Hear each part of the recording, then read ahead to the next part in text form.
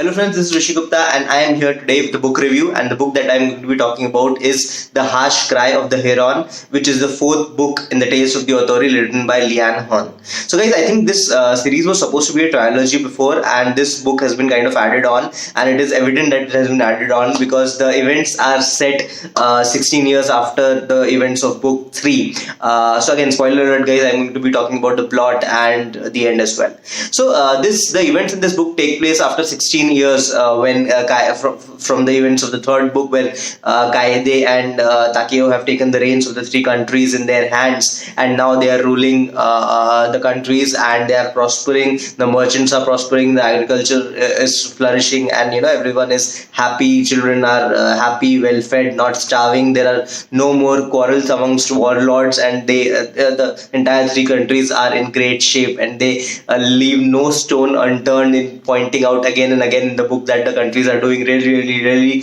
well under Takeo, and that is a lot of foreshadowing that this thing is not going to last, and it is all about to fall apart. So guys, the book, so first, the good things about the book: the story is well done. If there was one word that you would ask me to describe this book, it would be a roller coaster. It has a lot of highs and lows, a lot of twists and turns, and a lot of emotions that it elicits out of you. So that is the good part of the movie. And the second part that I have always liked about Lian Hearn is the style of writing. It is poetic, it's imaginative, it's creative, it's beautiful. The way simple things are described, the way simple emotions, the way a simple thing happening in the jungle would be described is extremely beautiful. So that continues, and that is one of the highlights of the writing style, not just in this book but in all the books of the Tales of the Otori. So that's the good part. And the entire plot is well done. There are so many characters that are introduced, new characters that are introduced. Specifically in Takeo's family, there are two twin daughters that he has. There is Kaede and Takeo's eldest daughter Shigeru. All of their characters are very well developed, and you start to relate, you start to connect with these characters really well. Especially the twins. There's a lot of time that has been spent with the twins, so you kind of empathize with them, sympathize with them. Shigeko as the heir of the three countries has been really well done. There is Tako, who is head of the Muto family, not head of the Muto family, but yeah, who handles the Muto affairs on the ground. So all of these characters, and also Hiroshi. Hiroshi has been the brave warrior guy who has his eyes on Shigeko, but can, out of honor and out of respect, does not do anything about it. So all of these characters have been well fleshed out. You connect with the characters. That is again a good thing about the book. In terms of the story, so again, first 30 to 40% of the book is pretty slow, I will say. There's a lot of build up, and you can very evidently see that it is intentionally so. But yeah, sometimes it feels that it is being dragged on, the entire story. But towards the second half of the book, you really get entertained and you really get hooked onto the book. Especially the last 20% of the book is really nice. So the story, the characters are nice.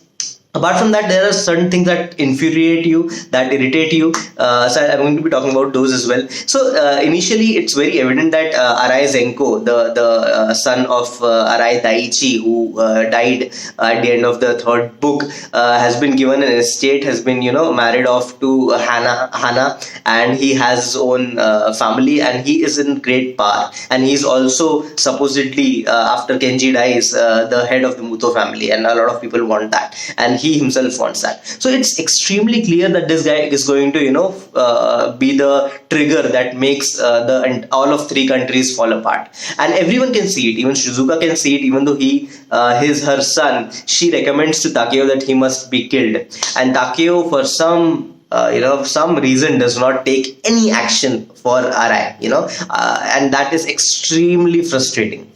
He should have definitely imprisoned him, because there were acts of treachery that were being committed by him day in, day out. He was sheltering Akio from the Kikuta family. He was smuggling firearms, and he had evidence that this was happening under his watch, but still Takeo did not do anything about it. That was the most frustrating plot point in the book, and not the most frustrating, that was the second most frustrating plot point. Second, towards the second half of the book, what has been done well is Takeo and the entire Otori visit to the capital to visit the emperor has been really well written. The splendor, the way they are received in the capital, the way they interact with others has been beautifully written. The contest that takes place with Shigeko's team wins has been beautifully described, and you're really on the edge of your seat to see what happens in that contest, and their subsequent return to the three countries, and then the battle between between Saga and Otori forces is beautifully described. And that was one of the gripes I had in the last book, that the battles were not very well described.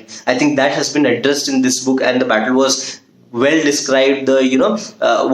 What happens behind the scenes when a battle takes place. It's not all glamour, people shouting, killing, and it's not all about glory. It's about loss, it's about frustration, it's about problems that a battle brings with it. So that has been nicely done. That is something that I have to appreciate. But what I do not appreciate is the end. So what happened in the end was that Kaede comes to know from Hana that there is Takeo had a relationship with Yuki, and he has a son from Yuki called Hisao, who is currently with Akio, and she loses her mind. This was extremely out of character. This is something that I can draw parallel to with Game of Thrones. In Game of Thrones, in the final season, if you have seen it, if you have not, spoiler alert, the Daenerys somehow goes crazy and starts killing everyone, and same happens here. Kaede was built up to be a person who was just, who was honorable, who wanted welfare of her people above everything else, and that used to be her priority, to avoid war, to avoid loss of life, to avoid pain to her people. That used to be her priority. And suddenly, once she comes to know about this affair that Takeo had, and the fact that he had hidden this fact from her, she goes crazy, and she does not care about anything. She has handed over her city, her people on a platter to Senko, and she's against Takeo. When Takeo comes to meet her in the castle, she literally, calls on to the guards to probably kill this person. And that was extremely out of character. This is not something you would expect from a character that has been built so well over the past three and a half books. So that is one complaint that I have from the book, that this was out of character. But anyhow, the end was pretty good. I would say Shigeko marries Saga, they defeat Zenko. So eventually her betrayal did not have a lot of effect. But a lot of characters died on account of the craziness that she unleashed on her people. Castles were burned, people died, and that was not really cool. And Takeo's death at the temple at Teriyama was all her fault. This could have been avoided. And when she comes to Teriyama, she meets Makoto, and she cries and regrets that what has happened to Takeo, this is all my fault, and I should not have done this. And I was like, this is your fault, this is your doing, and people tried to talk sense into you, and still you went ahead and did something that was completely unnecessary and not required. I understand betrayal, but in the fire of your betrayal, there are people, there are countries that were going to burn, and still you went ahead and did it. So if someone should have died, it should have been Kaede, but alas, Takeo died. So that's one complaint that I have, and that's only last 10% of the book, or maybe even 5% of the book. Otherwise, I really liked the book. It was a nice read, and I really enjoyed the Tales of the Otori. I think there is one more book that is, I don't know if that's been released or not, but I'll definitely read it once it comes out. So guys, a strong recommendation, definitely. Tales of the Otori, the entire series is nice. The universe is immersive, the characters are relatable, the characters are admirable, the characters are well fleshed out, and the style of writing is awesome. So guys, thank you so much for watching this video with me. If you like the video, please subscribe to my channel, share this video, comment if you have your own comments on the book, and do let me know your thoughts. Thank you so much.